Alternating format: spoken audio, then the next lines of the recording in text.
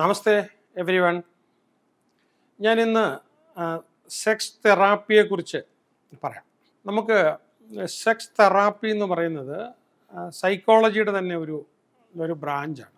സൈക്കോളജിസ്റ്റുകളാണ് ഫർദറായിട്ട് അതിനെക്കുറിച്ച് പഠിച്ചിട്ട് അവർ ചെയ്യുന്നൊരു ഭാഗമാണ് സെക്സ് തെറാപ്പി. സെക്സോളജി എന്ന് പറയുന്നൊരു ബ്രാഞ്ച് നമുക്ക് മോഡേൺ മെഡിസിനിലില്ല, ഇവിടെയും ഇല്ല, എബ്രോഡും ഇല്ല. അപ്പം പിന്നെ സെക്സുമായിട്ടുള്ള കാര്യങ്ങൾ കൈകാര്യം ചെയ്യുന്നത് പ്രധാനമായിട്ടും മീൻസ് അതിൻ്റെ ഹാർഡ്വെയർ നമുക്ക് വേണമെങ്കിൽ പറയാം. ഹാർഡ്വെയർ പാർട്ട് കൈകാര്യം ചെയ്യുന്നത് ഗൈനക്കോളജിസ്റ്റും പുരുഷന്മാർക്ക് യൂറോളജിസ്റ്റുമാണ്. ഓക്കെ, എന്തെങ്കിലും ആ ഭാഗത്ത് നമുക്ക് പിന്നെ ജനനേന്ദ്രിയ ഭാഗത്ത് എന്തെങ്കിലും ആരോഗ്യ പ്രശ്നങ്ങളുണ്ടെങ്കിൽ യൂറോളജിസ്റ്റാണ് പുരുഷന്മാർക്ക് വേണ്ടി നോക്കുന്നത്. സ്ത്രീകൾക്കാണെങ്കിൽ ഗൈനക്കോളജിസ്റ്റുമാണ്.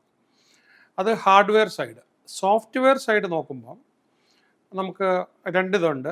നമുക്ക് മരുന്ന് കഴിക്കേണ്ട ഇഷ്യൂസൊക്കെ ആണെങ്കിൽ സൈക്കാട്രിസ്റ്റ് നോക്കും, സൈക്കാട്രിസ്റ്റ് നോക്കുന്ന കൂടെ. അതുപോലെ തന്നെ അതല്ല, നമുക്ക് പൊതുവേ നമുക്ക് രീതികളെക്കുറിച്ചും ഉപയോഗിക്കുന്നതിനെക്കുറിച്ചും ഇല്ലെങ്കിൽ ഒരു തെറാപ്പി ആയിട്ടും ഒക്കെ ചെയ്യണമെന്നുണ്ടെങ്കിൽ സൈക്കോളജിസ്റ്റുകളാണ് ചെയ്യുന്നത്. സൈക്കോളജിസ്റ്റുകൾക്ക് ഫർദറായിട്ട് പഠിച്ചതിന് ശേഷമുള്ള ഒരു ഏരിയയാണ്. അപ്പോൾ ഇതിനകത്തൊരു സെക്സോളജി എന്ന് പറയുന്ന ഞാൻ പറഞ്ഞ ഒരു ബ്രാഞ്ചില്ല. പക്ഷെ നമുക്ക് ജനറലി വേണമെങ്കിൽ ഇവിടെ ഇബ്രോഡൊക്കെ സെക്സോളജി എന്ന് പറയാം. പക്ഷേ സെക്സ് തെറാപ്പിസ്റ്റ് ആണുള്ളത്. That's A very very important aspect. അപ്പം ഒരു സെക്സ് തെറാപ്പിസ്റ്റ് എന്തൊക്കെയാണ് സബ്ജക്റ്റ് പഠിക്കുന്നത് ഞാനൊന്ന് പറയാം. അപ്പം ഹ്യൂമൻ സെക്ഷൽ അനാട്ടമി അവർ കൃത്യമായിട്ട് പഠിക്കണം. അതുപോലെ സെക്ഷൽ ഫിസിയോളജി പഠിക്കണം. റീപ്രൊഡക്റ്റീവ് ഹെൽത്ത് എങ്ങനെയാണെന്നുള്ളത് വ്യക്തമായിട്ട് പറയണം. Sexual development across life span. നമ്മൾ കൊച്ചുകുട്ടി മുതൽ, കൊച്ചുകുട്ടിക്ക് വളരെ മുമ്പാണ്, നമുക്ക് ഗർഭത്തിൽ 6 ആഴ്ച ഉള്ളപ്പോൾ തന്നെ ഇതിൻ്റെ ഡെവലപ്മെൻറ്റ്സ് തുടങ്ങുകയാണ്. അത് കഴിഞ്ഞ് പിന്നെ സെക്ഷൽ ഓറിയൻറ്റേഷനെ കുറിച്ച്, ഇപ്പം ജെൻഡർ ഐഡൻറ്റിറ്റി, ആണാണോ പെണ്ണാണോ, അതുപോലെ സെക്ഷൽ ജെൻഡർ ഡൈവേഴ്സിറ്റി, പിന്നെ സെക്ഷുവാലിറ്റി ആൻഡ് ഏജിങ് അവർ പഠിക്കേണ്ടതാണ്. പിന്നെ ഒരു സെക്ഷൽ റെസ്പോൺസ് സൈക്കിൾ എന്താണെന്നുള്ളത് അറിയണം. പിന്നെ ഡിസയർ ഡിസ്ക്രിപ്പൻസി, ചിലപ്പം ഈ സെക്സിനുള്ള ആഗ്രഹം തുടർച്ചയായിട്ട് ചിലപ്പോൾ കാണണമെന്നില്ല, ഇൻകൺസിസ്റ്റൻസി വരാം. പിന്നെ വരുന്നത് ഒരു എറൗസൽ ഡിസോർഡേഴ്സ്. അപ്പോൾ അതെന്താണെന്നുള്ളത് അവരുടെ കൺസൾട്ട് ചെയ്യുന്ന ആൾക്കാർക്ക് ഇല്ലെങ്കിൽ തെറാപ്പി എടുക്കുന്നവർക്ക് പറഞ്ഞു കൊടുക്കണം. പിന്നെ അതുപോലെ തന്നെ ഓർഗാസ്മിക് ഡിസോർഡേഴ്സ്, ഒരുപാട് പേരുണ്ട് ഇത് വരുന്ന ആൾക്കാർ.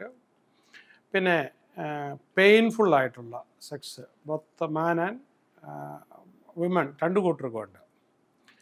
അതുപോലെ തന്നെ നമുക്കതിന് നമ്മൾ പറയുന്ന ഡിസ്പാരി യൂണിയ എന്നാണ്. അപ്പോൾ ഇത് സാധാരണഗതിയിൽ രണ്ട് കൂട്ടർക്കും ഉണ്ടാകാം. പിന്നെ വളരെ പ്രധാനപ്പെട്ട സ്ത്രീകളിൽ വരുന്ന ഒരു ഇതാണ് വജൈനസ്മസ്. അതെന്താണെന്ന് ചോദിച്ചു കഴിഞ്ഞാൽ സൈക്കോളജിക്കൽ ഫാക്ടേഴ്സ് കൊണ്ട് പിന്നെ വജൈനയുടെ മസിൽസ് ഭയങ്കര ടൈറ്റായിട്ട് അതിലേക്ക് ഒരിക്കലും എറക്ഷൻ പറ്റാതായിപ്പോൾ പുരുഷൻ അവിടെ ഒരു ഭിത്തിയിൽ തട്ടി നിൽക്കുന്ന പോലെ, ഒരു വാളിൽ തട്ടി നിൽക്കുന്ന പോലെ ഒരു ഫീലിംഗ് ആയിരിക്കും വരുന്നത്. അപ്പം അത് ഏതാണ്ട് 10% ആൾക്കാരിലേക്ക് വരുന്ന ഒരിതാണ്. അപ്പോൾ അതിന് തീർച്ചയായിട്ടും ഒരു സെക്സ് തെറാപ്പിസ്റ്റിൻ്റെ ഒരു ഹെൽപ്പോട് കൂടി വേണം അവർക്കത് മുന്നോട്ട് പോകാനായിട്ട്. അപ്പോൾ പ്രത്യേകിച്ച് യങ് കപ്പിളൊക്കെ ഈ സംഭവത്തിൽ വന്നു കഴിഞ്ഞാൽ അവരാകെ തളർന്നു പോകും. പക്ഷേ അത് ആക്ച്വലി ഈ പറഞ്ഞ സെക്സ് തെറാപ്പിസ്റ്റിന് അത് ഒരുപാട് ഹെൽപ്പ് ചെയ്യാൻ പറ്റും. അതുപോലെ തന്നെ എറക്ടൈൽ ഡിസ്ഫങ്ഷൻ, അതിൻ്റെ വലിയ ഗുരുതരാവസ്ഥയാണ്. അപ്പം സാധാരണ യങ്സ്റ്റേഴ്സിനകത്ത് പോലും 4-ൽ ഒരാൾക്ക് വീതമുണ്ട്. പിന്നെ 40 വയസ്സ് കഴിയുമ്പോഴത്തേക്കും വീണ്ടും കൂടും, 50 വയസ്സ് കഴിയുമ്പോഴത്തേക്കും വളരെ കൂടും, പിന്നെ ഏജ് കൂടുന്നതനുസരിച്ച് വളരെ കൂടുന്നുണ്ട്. അപ്പോൾ എറക്ടൈൽ ഡിസ്ഫങ്ഷൻ, അതിൻ്റെ കാരണങ്ങളും അതിനെ എങ്ങനെ ട്രീറ്റ് ചെയ്യാമെന്നൊക്കെ നമ്മൾ സെക്സ് തെറാപ്പിസ്റ്റ് പറഞ്ഞു കൊടുക്കേണ്ടതാണ്. പിന്നെ അതുപോലെ തന്നെ പ്രീമച്വർ ഇജാക്കുലേഷൻ, അതുപോലെ തന്നെ ഓർഗാസ്മിയ എന്ന് പറയുന്ന ഒരു സ്റ്റേജ്. പിന്നെ അതുപോലെ തന്നെ sexual pain disorders in men and sexual pain disorders in women. പിന്നെ സെക്ഷൽ ഡിസ്ഫങ്ഷനുള്ള ട്രീറ്റ്മെൻറ്റ് എന്തുവാണ്. പിന്നെ ഒരു സൈക്കോ സെക്ഷൽ അസസ്മെൻറ്റ്, ഇപ്പം നമുക്ക് AI ഒക്കെ വന്നതുകൊണ്ട് ഒരുപാട് ടൂൾസ് ഉണ്ട്. പിന്നെ അതുപോലെ sexual history tracking and medical assessment. പിന്നെ മറ്റ് sexual issues, psychological assessment four sexual issues. ഒരുപാട് കാര്യം സൈക്കോളജിക്കലായിരിക്കും. ചിലപ്പോൾ വളരെ ചെറിയ കാര്യം കൊണ്ടായിരിക്കും വർഷങ്ങളായിട്ട് സഫർ ചെയ്തുകൊണ്ടിരിക്കുന്നത്. പിന്നെ അടുത്തത് relationship assessment and cultural competence in sex therapy.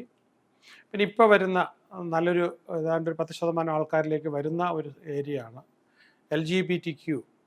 അപ്പം അതിനകത്ത് വരുന്ന സെക്സ് തെറാപ്പി ആയിട്ട്, അല്ലെങ്കിൽ അവർക്ക് വരുന്ന കൗൺസിലിങ്. പിന്നെ നമുക്ക് ഈ non binary and transgender issues അതിന് ചെയ്യുന്ന എന്തൊക്കെ തെറാപ്പികളാണ്. പിന്നെ കിങ് അഥവാ നമുക്ക് ഈ BDSM എന്ന് പറയും. അപ്പോൾ അതിനുള്ള അവരുടെ കാര്യങ്ങൾ വളരെ കോംപ്ലിക്കേറ്റഡ് ആണ്. അവർക്ക് സംഭവം വരുന്നതെന്ന് പറഞ്ഞു കഴിഞ്ഞാൽ അതിനിടയ്ക്ക് അവർക്കൊരു ബോണ്ടേജ്, അല്ലെങ്കിൽ ഡിസിപ്ലിൻ, അല്ലെങ്കിൽ ഡോമിനൻസ്, സബ്മിഷൻ, സാഡിസം, മസോക്കിസം, ഇങ്ങനെയുള്ള ഇത് അവരുടെ സെക്ഷൽ ബിഹേവിയറുമായിട്ട് കൂടിക്കഴിഞ്ഞ് കിടക്കുമ്പോൾ ഉണ്ടാകുന്ന പ്രശ്നങ്ങൾ. പിന്നെ അടുത്ത കാലത്ത് നമുക്ക് പുറത്ത് വന്നുകൊണ്ടിരിക്കുന്ന ഇതാണ് ഓപ്പൺ റിലേഷൻഷിപ്പ്. ഓപ്പൺ റിലേഷൻഷിപ്പ് എന്ന് പറയുമ്പം ഹസ്ബൻഡ് ആൻഡ് വൈഫ് രണ്ടുപേരും ഓപ്പണാണ്. അവർക്ക് കല്യാണത്തിന് പുറത്ത് അവർക്ക് റിലേഷൻഷിപ്പ് ആകാം, രണ്ടുപേരും അറിഞ്ഞുകൊണ്ടുള്ള. അതുമായിട്ട് ബന്ധപ്പെട്ട പോളിയമറി എന്ന് പറയും. പിന്നെ അസെക്ഷുവാലിറ്റി, അതും പലപ്പോഴും നമ്മുടെ ഇടയ്ക്ക് പ്രത്യേകിച്ച് കേരളത്തിൽ വരുന്നൊരു സംഭവമാണ്. അപ്പം അത് മെയിലിനോടും ഫീമെയിലിനോടും രണ്ടു കൂട്ടരോടും സെക്ഷുവലി അകലം പോലും താല്പര്യമില്ലാത്തൊരവസ്ഥ. അപ്പോൾ അവർക്ക് സെക്സ് തെറാപ്പിസ്റ്റ് എന്താ ചെയ്യാൻ പോകുന്നത്? പിന്നെ അടുത്ത സെക്ഷൽ ഡിസോർഡേഴ്സ്, പിന്നെ സെക്ഷൽ ഫാൻറ്റസീസ്, അതുമായിട്ടുള്ള പ്രോബ്ലം. പിന്നെ സെക്ഷൽ അഡിക്ഷൻ ആൻഡ് കമ്പൽസിറ്റി, പിന്നെ സെക്ഷൽ ഫെറ്റീഷസ് ആൻഡ് പാരാഫിലസ്, ആൻഡ് പിന്നെ സെക്സ് ആൻഡ് ടെക്നോളജി, പിന്നെ സെക്സ്റ്റിംഗ്, പിന്നെ ഓൺലൈൻ ബന്ധപ്പെട്ട സെക്ഷൽ കമ്മ്യൂണിക്കേഷൻ, ഇമോഷണൽ ഇൻറ്റിമസി, ഇതെല്ലാം ഇതിനകത്ത് വരുന്ന സബ്ജക്റ്റാണ്. ഇതിലെല്ലാം അവരെ സമീപിക്കുന്ന ആൾക്കാർക്ക് PTSD, അപ്പോൾ അത് സെക്ഷുവാലിറ്റിക്കകത്ത് വർക്കൗട്ട് ചെയ്യുന്നത്. പിന്നെ ഈ ട്രോമ ഇൻഫോംഡ് സെക്സ് തെറാപ്പി, പിന്നെ ഈ sexual dysfunction caused by trauma. ഇത് നമുക്ക് ബോഡി ഇമേജ് ആൻഡ് സെക്ഷുവാലിറ്റി, ഞാൻ ഇതിനകത്ത് പറഞ്ഞു വരുമ്പം ഈ സെൽഫ് എസ്റ്റീം ആൻഡ് സെക്ഷുവാലിറ്റി, ഇതൊക്കെ അവർ വളരെ പ്രധാനപ്പെട്ട ഏരിയയാണ്. പെർഫോമൻസ് ആങ്സൈറ്റി, അതുകൊണ്ട് തന്നെ ഒരുപാട് മാരേജുകൾ നഷ്ടപ്പെട്ടു പോകുന്ന സംഭവങ്ങളുണ്ട്. പിന്നെ മൈൻഡ്ഫുൾനെസ് ഇൻ സെക്സ് തെറാപ്പി, പിന്നെ ഒരു sensate focus exercises, communication skills in relationships, conflict resolutions in relationships, attachment theory in relationship, intimacy, particularly emotional connection, and jealousy and insecurity in relationship. ഇതൊരുപാട് പ്രശ്നങ്ങൾ, ഇവൻ കൊലപാതകത്തിൽ വരെ പോകുന്ന ഒരുപാട് കേസസ് ഉണ്ട്. റിലേഷൻഷിപ്പ് സാറ്റിസ്ഫാക്ഷൻ, പിന്നെ വരുന്നത് ഇൻഫിഡിലിറ്റി ആൻഡ് ട്രസ്റ്റ് ഇഷ്യൂസ്. പിന്നെ ഈ നോൺ മൊണോഗമസ് റിലേഷൻഷിപ്പുമായിട്ട് ബന്ധപ്പെട്ട ഇഷ്യൂസ് വരുമ്പോൾ സെക്സ് തെറാപ്പിസ്റ്റിന് ഒരുപാട് കാര്യങ്ങൾ ചെയ്യാനുണ്ട്. കപ്പിൾ തെറാപ്പി മോഡൽസ് ഉണ്ട്. സെക്സ് തെറാപ്പി മോഡൽസ്, കുറേ സെക്സ് തെറാപ്പി മോഡൽസ് ഉണ്ട്. അപ്പോൾ ഇവിടെ എൻ്റെ സ്റ്റുഡൻസിന് ഈ പറഞ്ഞതുപോലെ പലപ്പോഴും വരുമ്പം ക്ലാസ്സിൽ വരുമ്പോൾ ഇത് ക്ലാസ്സിന് ഇടയ്ക്ക് പറയുമ്പോഴാണ് എനിക്ക് പലപ്പോഴും അതുമായിട്ട് ബന്ധപ്പെട്ട അതിന് ശേഷമാണെങ്കിലും പറഞ്ഞു കൊടുക്കാനായിട്ട് പറ്റുന്നത്.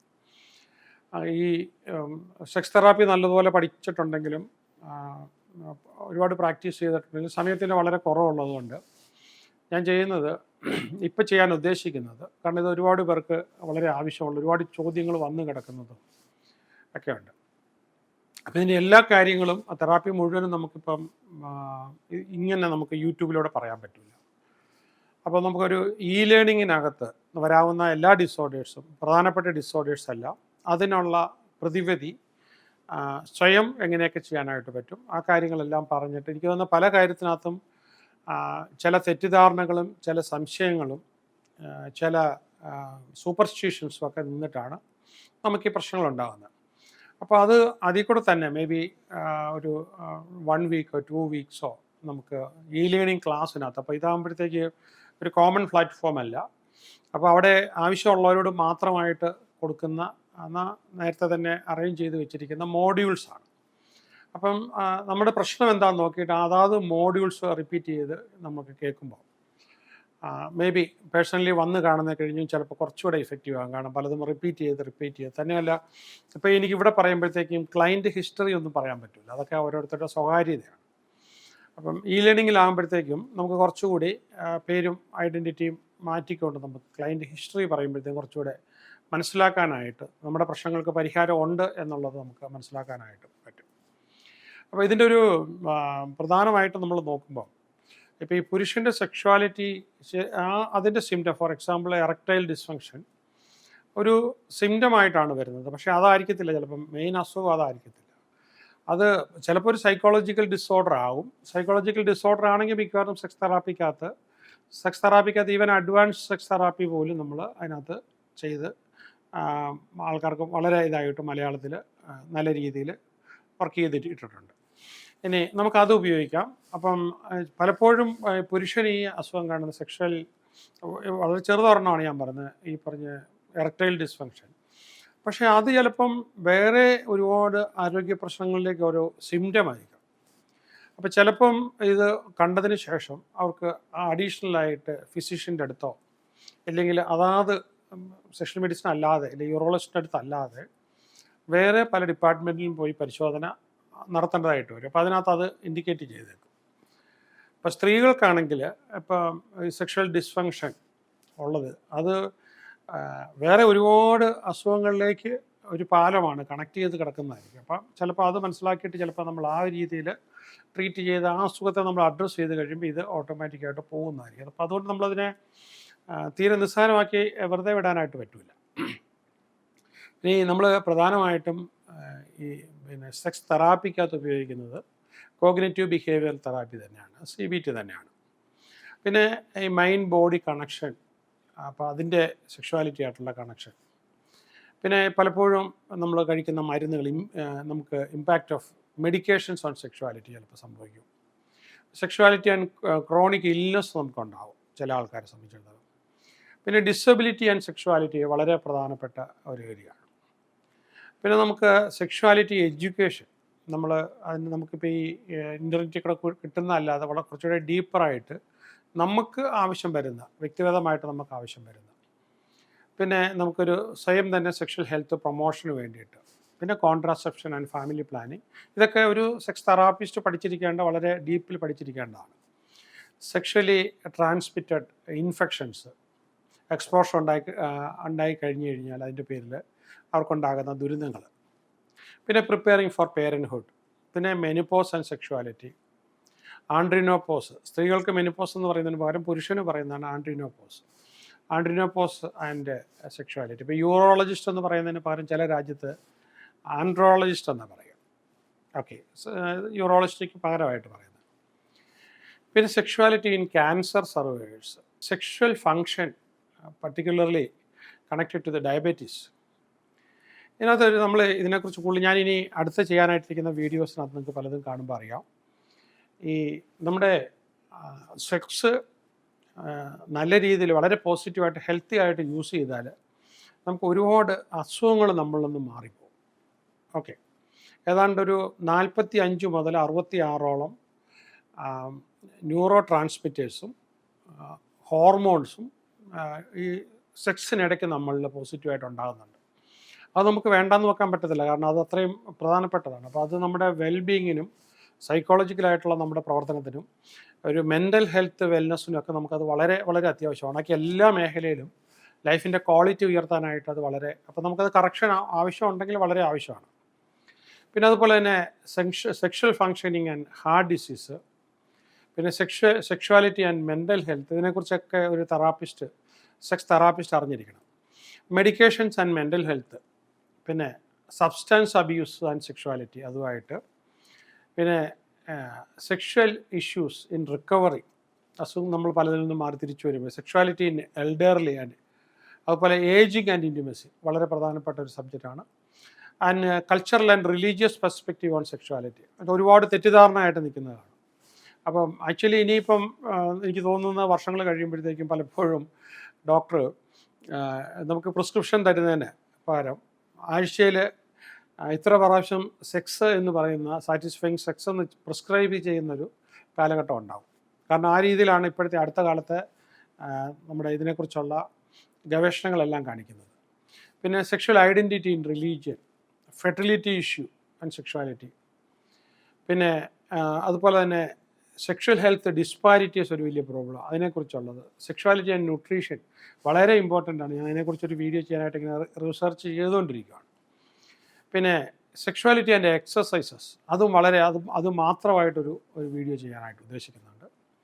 And holistic approach to sexuality and sexuality and spirituality. Actually നമ്മൾ ഒരു പോസിറ്റീവ് എലമെൻറ്റിൽ എടുക്കുമ്പോൾ സെക്ഷുവാലിറ്റി ആക്ച്വലി ഒരു സ്പിരിച്വൽ വഴി തന്നെയാണ്. Okay. And sexuality and ethics, sexual ethics and ethical consideration in sex therapy and professionalism in sex therapy. അപ്പോൾ ഇതിനൊക്കെ നമുക്ക് ഈ ഗ്ലോബലി നോളജ് തരുന്നതും പിന്നെ ഇതിൻ്റെയൊക്കെ ഒരുപാട് പ്രോഗ്രാംസ് നടത്തുന്നതും ജേണൽസ് വരുന്നതൊക്കെ American association of sex educators counsellors and therapist എന്ന് പറയുന്ന AASECT എന്ന് പറയുന്ന ഒരു ഓർഗനൈസേഷനുണ്ട്. അവരാണ് ഇത് പിന്നെ ഗ്ലോബലി ഏറ്റവും കൂടുതൽ മാറ്റങ്ങൾ കൊണ്ടുവരുന്നതിനെക്കുറിച്ച് കിട്ടുന്നത്. പിന്നെ നമുക്ക് ഇന്ത്യയിലാണെങ്കിലും Indian association of marital therapist IAMD എന്ന് പറയുന്ന ഒരു ഓർഗനൈസേഷൻ. അപ്പോൾ അതുപോലെ institute of sexology and human relationship സ്ഥാപനം ഇന്ത്യയിലുണ്ട്. അതുപോലെ തന്നെ Indian institute of sex education and research എന്ന് പറയുന്ന ഒരു ഓർഗനൈസേഷനുണ്ട്.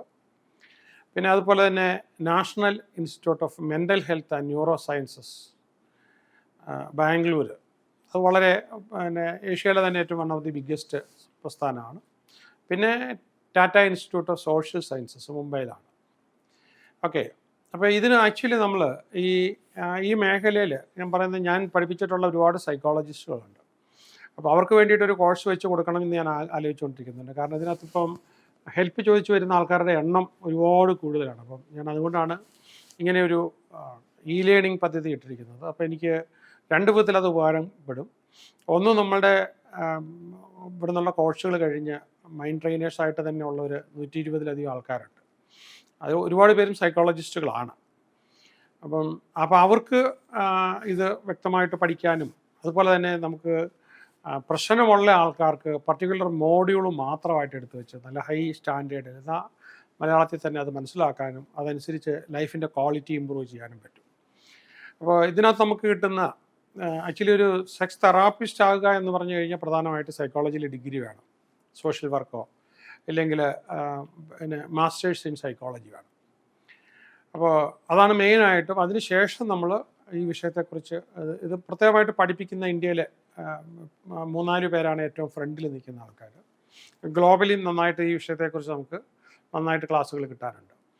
അതുപോലെ തന്നെ അപ്പോൾ ഇതിന് നമ്മൾ എക്സ്പീരിയൻസ് സമാഹരിക്കണം, പർട്ടിക്കുലർലി ക്ലിനിക്കൽ എക്സ്പീരിയൻസ്. പിന്നെ ഇതിൻ്റെ ഒരു പ്രധാനമായിട്ടും സെക്സ് തെറാപ്പിസ്റ്റ് ഒരു നോൺ ജഡ്ജ്മെൻറ്റിലായിരിക്കണം. നമ്മുടെ റിലീജിയസ് വ്യൂവോ പേഴ്സണൽ വ്യൂസ് ഒന്നും നമ്മുടെ തെറാപ്പിക്കകത്ത് നമ്മൾ ചെയ്യാൻ പാടില്ല. നമ്മുടെ ലക്ഷ്യം എന്ന് പറഞ്ഞു കഴിഞ്ഞാൽ നമ്മുടെ ക്ലയൻറ്റിന് പോസിറ്റീവായിട്ട് ഏറ്റവും കൂടുതൽ ഹാപ്പിനെസ് ആൻഡ് പ്ലഷർ പ്രൊവൈഡ് ചെയ്യാൻ നമ്മുടെ അറിവ് അവർക്ക് വേണ്ടി ഉപയോഗിക്കുക എന്നുള്ളതാണ്. പിന്നെ ഒരു എമ്പതി അവരുടെ സ്ഥാനത്ത് നിന്നുകൊണ്ട് അപ്പോൾ അവരെ നമ്മൾ മോറലൈസ് ചെയ്യുക എന്നുള്ളതല്ല ഇതിനകത്ത് നടക്കുന്നത്. അവരുടെ പ്രശ്നങ്ങൾക്ക് പരിഹാരമാണ്. അപ്പോൾ അവർക്ക് കമ്മ്യൂണിക്കേഷൻ സ്കില്ല് കൂട്ടുക, ഇഫക്റ്റീവ് കമ്മ്യൂണിക്കേഷന് വേണ്ടിയിട്ട് അവർക്ക് അതിന് ടിപ്സ് പറഞ്ഞു കൊടുക്കുക. പിന്നെ എപ്പോഴും ഒരു സെക്സ് തെറാപ്പിസ്റ്റ് വളരെ ട്രസ്റ്റ് വർത്തി ആയിരിക്കണം, വളരെ കോൺഫിഡൻഷ്യൽ ആയിരിക്കണം. വളരെ കോൺഫിഡൻഷ്യാലിറ്റി അബ്സല്യൂട്ടാണ്. അതുപോലെ തന്നെ കൾച്ചറൽ കോമ്പറ്റൻസ്, നമ്മുടെ ഇന്ത്യയുടെ പ്രത്യേക ഇതിനകത്ത് പറയാൻ പോലും ആഗ്രഹിക്കാത്ത ആൾക്കാർ. പിന്നെ ഈ വിഷയത്തിൽ നമ്മൾ വളരെ അപ് ടു ഡേറ്റ് ആയിരിക്കണം. അപ്പോൾ ബാക്കി പുസ്തകങ്ങളെല്ലാം ഇപ്പം എനിക്കിപ്പോൾ ഇതിനെക്കുറിച്ചൊരു പുസ്തകം എഴുതാനിപ്പോൾ സമയമില്ല, കാരണം ഒരുപാട് മറ്റു പുസ്തകങ്ങൾ ചെയ്തുകൊണ്ടിരിക്കുന്നതുകൊണ്ട്. പക്ഷേ ഞാൻ ഇത് പിന്നെ സജസ്റ്റ് ചെയ്യുന്നത് നമ്മളുടെ തന്നെ മൈൻഡ് ട്രെയിനേഴ്സിന് ഇത് പഠിച്ചു വേണമെങ്കിൽ നന്നായിട്ട് തന്നെ പുസ്തകം ഇതിനെക്കുറിച്ച് എഴുതാം. എന്നാലും നമ്മുടെ ഹെൽപ്പ് വേണ്ടവർക്ക് ഞാൻ ലേണിംഗ് കൂടെ ആവശ്യങ്ങളെല്ലാം കൊടുക്കുന്നുണ്ട്. വളരെ അക്യൂട്ട്, വളരെ പ്രധാനപ്പെട്ട കേസിൽ മാത്രമായി ക്ലാസ്സിൽ വന്നു കഴിയുമ്പോഴത്തേക്ക് അധികം നമുക്ക് ബാക്കി അത്യാവശ്യ കാര്യം അതെങ്ങനെ പരിഹരിക്കുക എന്നുള്ളതിന് അവിടെ കിട്ടും. പിന്നെ നമ്മൾ ഈ സെക്ഷൽ ബൗണ്ടറീസ് എന്താണെന്നുള്ള ക്ലയൻസിനും തെറാപ്പിസ്റ്റും അറിയണം. പിന്നെ പോസിറ്റീവ് സെക്സിനെ കുറിച്ചുള്ള കോൺസെപ്റ്റ് അവർക്ക്, പോസിറ്റീവ് സെക്സ് ആറ്റിറ്റ്യൂഡ് കൊടുക്കാനായിട്ട്. പിന്നെ എപ്പോഴും നമ്മുടെ ക്ലയൻറ്റിനെ കമ്പാഷനോട് കൂടി വേണം. അപ്പം അവരുടെ ഒരു സ്ട്രഗിളും ചാലഞ്ചസും നമ്മൾ മനസ്സിലാക്കണം. പിന്നെ തെറാപ്പിസ്റ്റിന് ഒരുവിധം നല്ല പേഷ്യൻസ് വേണം. പിന്നെ ക്ലയൻറ്റിനോടൊരു respect and giving dignity for them. അതുപോലെ തന്നെ സെൽഫ് അവെയർനെസ് നന്നായിട്ട് തെറാപ്പിസ്റ്റിന് ഉണ്ടായിരിക്കണം.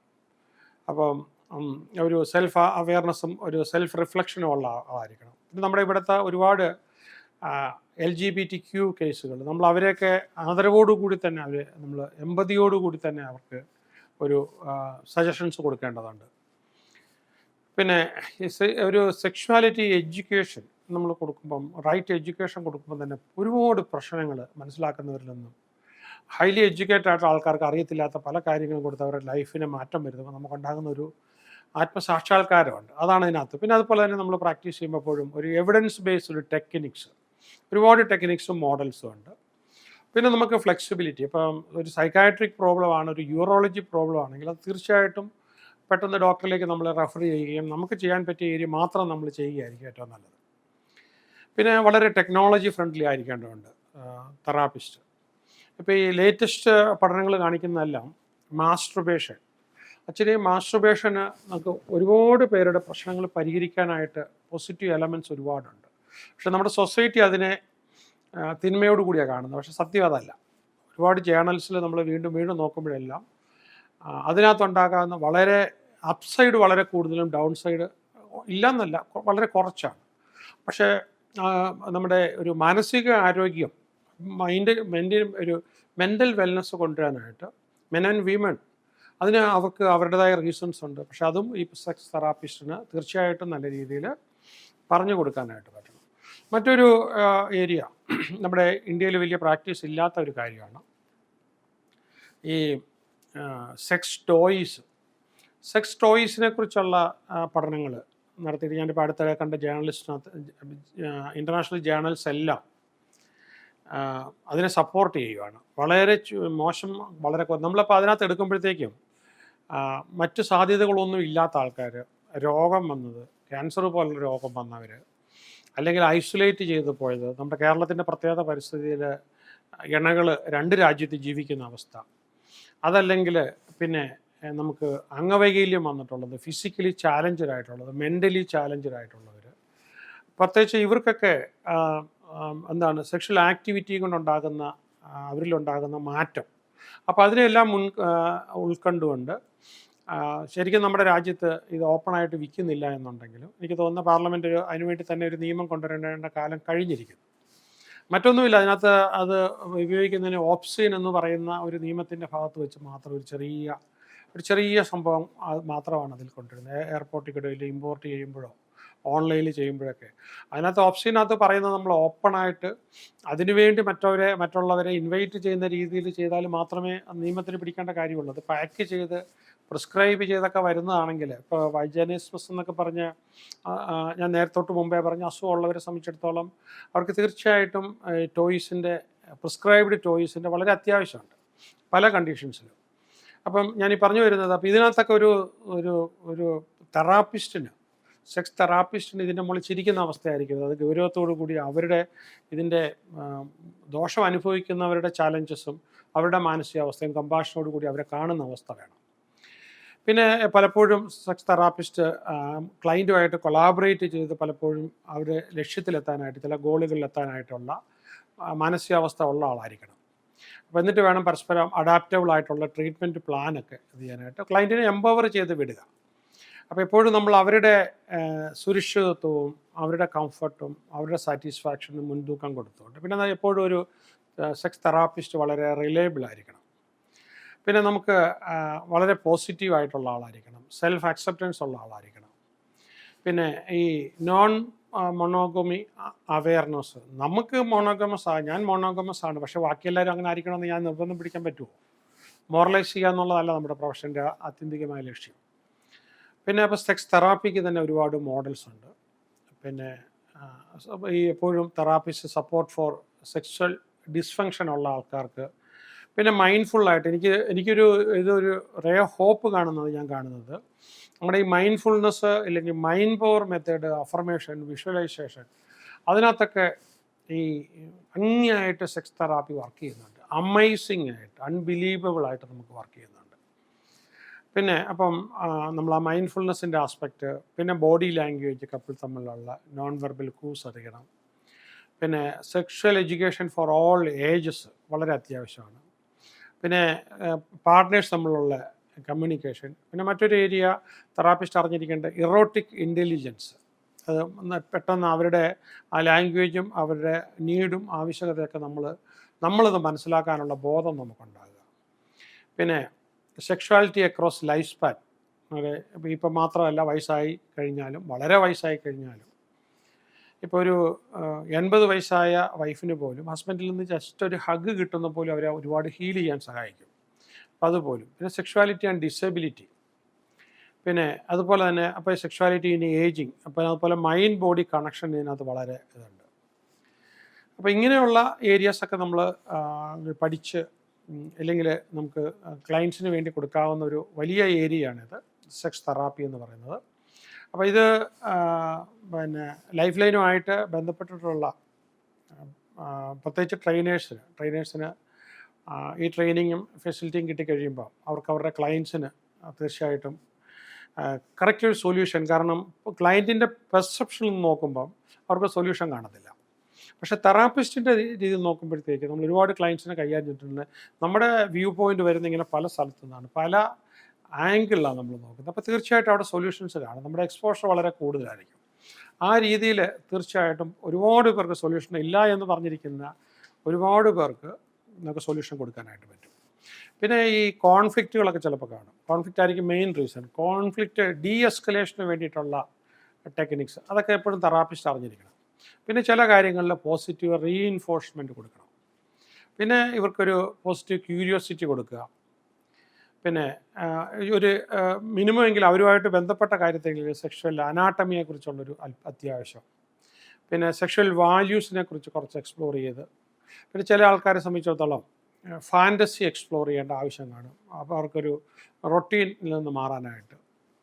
പിന്നെ ചില ഡിസ്പ്യൂട്ട് റെസൊല്യൂഷനുള്ള കഴിവുകൾ. ഇതൊക്കെയാണ് നമുക്കപ്പം ഒരു കാര്യം ചെയ്യാം, ഇതിൽ കാണുന്ന നമ്പറിൽ കോൺടാക്റ്റ് ചെയ്തിട്ട് ഇപ്പോൾ ഇതുമായിട്ട് ബന്ധപ്പെട്ട കോഴ്സുകൾ ഓൺലൈനിൽ വന്നുകൊണ്ടിരിക്കുന്ന കോഴ്സുകളെക്കുറിച്ച് കൂടുതൽ നിങ്ങൾക്ക് അറിയാം.